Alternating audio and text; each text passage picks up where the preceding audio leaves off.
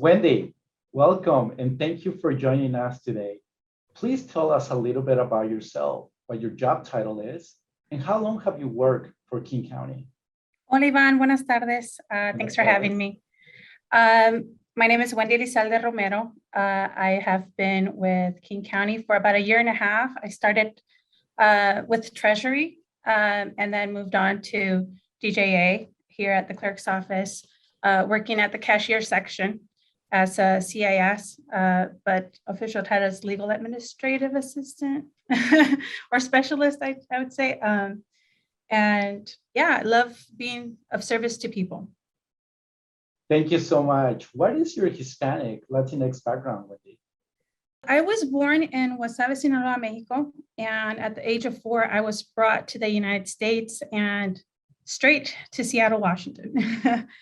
I consider myself Mexican American because I grew up, having both cultures as a young child, and permanently resided in the U.S. At the age of 8.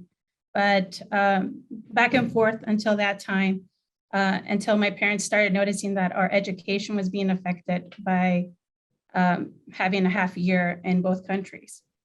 I love saying that I'm a Mexican American, teaching people about my Mexican roots, speaking Spanish, and also integrating, my U.S. customs and how I have adapted to this culture as well.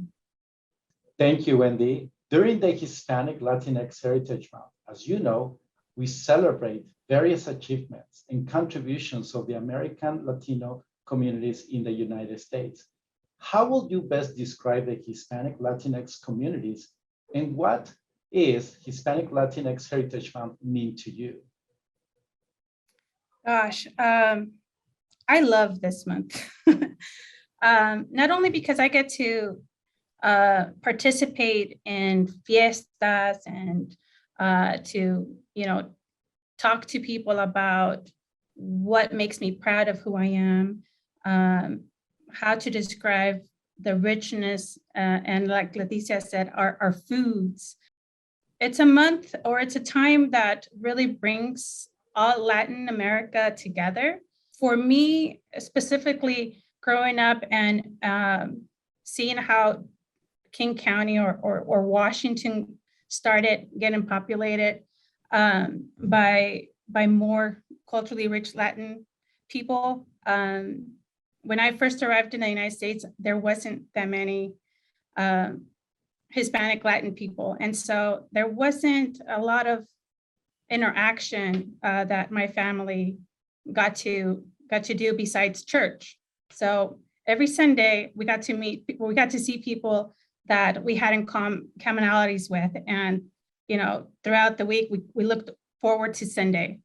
And so this month for me, it's getting to eat, pupusas, having all kinds of different foods and sharing that with our communities. And I know that, as Leticia said, in Auburn, they have a large population of Hispanic Latino community, and it's embracing that. It's getting to know how much we have come together as a pueblo, and not as, oh, you're from that country or you're from that country. No, it's like we're here, we're a family, and we're gonna make things happen together and for each other. And like the love and the family feeling, it's what I love. The colors, I love the colors. So yeah. Thank you, Wendy. The Hispanic Latinx communities are full of amazing traditions and stories, just like what you talked about, that brings people together and then also emphasizes on family unification. How has your family helped you shape who you are? And what are some traditions your family passed on to you and you plan on passing on to your loved ones? Specifically, if I narrow down my language, keeping to, hablando español, it's something that I consider myself privileged. Again, back when I came to the US, a lot of parents made the mistake of telling their kids, you're not allowed to speak Spanish. All you have to speak is English. You can't speak Spanish anymore. And my parents didn't do that to us. They had this regiment that you do not speak English when you get home. You do not speak English. And so the language, for me, it's a big thing. I feel really honored to be able to speak and communicate with people and be of service here in the courthouse, being bilingual. But a lot of our cultures are intertwined with, religion. And for what my parents have taught me and carried over for me, has a lot of intertwined with that. Things that I really want to pass on to my children as well is the regional traditional dances. I love bailes folclóricos, embracing the different states in Mexico. My kids love them, and I show them how to dance and things like that. It's really awesome. It really embraces the culture. Simple things like las mañanitas, little but impactful, right? It's a 2-minute song that they still like us to sing in their birthdays. I just feel really honored to also be able to be a good cook and carry the recipes of my great grandparents and that I'm making for my children. So I look forward to them cooking them for their children. Thank you, Wendy. Which Hispanic Latinx person you admire the most and why? Frida Kahlo.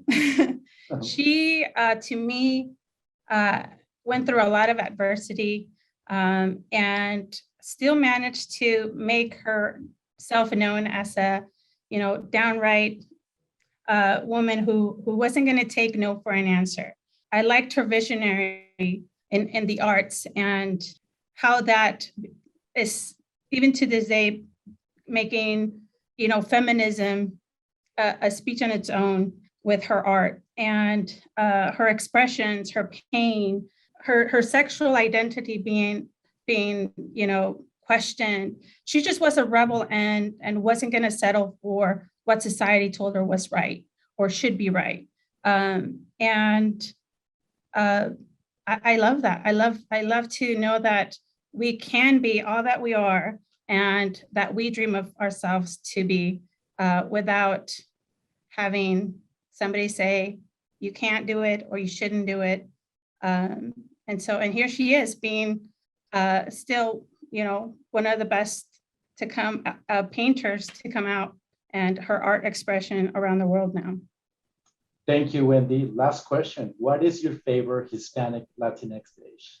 Gosh, this was a really hard one for me. Oh my gosh, Leticia, you made my mouth water with papian. I totally forgot about that. But I have to say filete adobado. I'm from the coast side, so seafood is huge for me. But my mom's filete adobado, it's the best. And also another dish that's called anaranjadito. It's pork with potatoes in a chipotle cured red pepper cream sauce. And I've loved it since I was a little girl. Wendy, thank you so much for being with us today. Muchas gracias. Muchas gracias a ti, Iván, for having me.